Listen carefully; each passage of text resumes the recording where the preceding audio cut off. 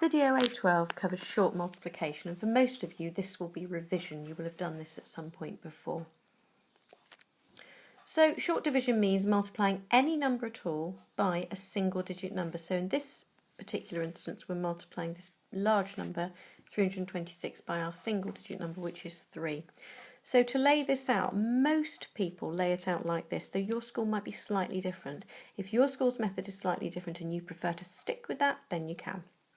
So here we go, 326 times 3. Now I tend to put the units, the number that you're timesing by, multiplying by the single digit, underneath the units column, or whichever column is on the right hand side. If your school does it slightly differently, then feel free to follow what they're doing. So here are our two lines.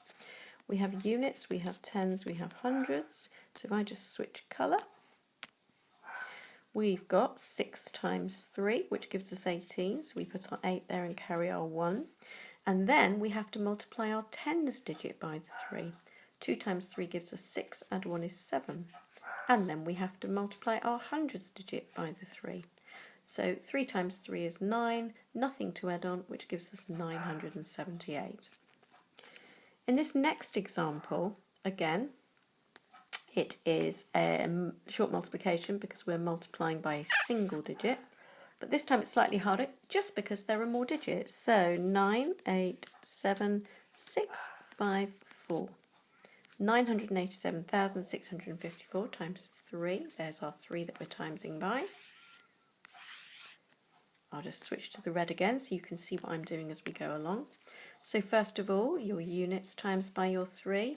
4 times 3 would give us 12, carry the 1. Then, moving along, 5 times 3 is 15, add 1 is 16. 6 times 3 is 18, add 1 is 19.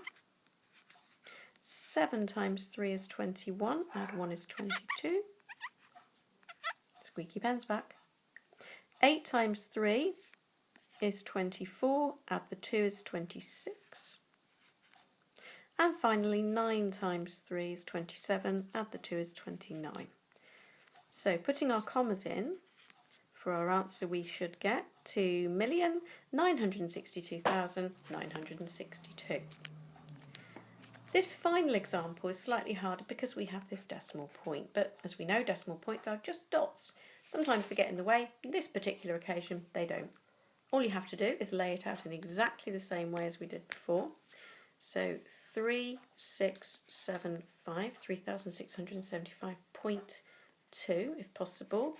Put your decimal point on that line.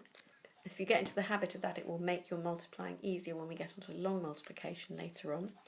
Now I tend to put the single digit that you're multiplying by underneath the right hand column, whatever that column happens to be. Some schools disagree. If you're taught differently, you do it the way that you're taught rather than getting confused with my method.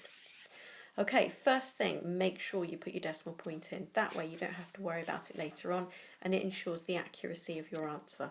So I'll switch to the red again.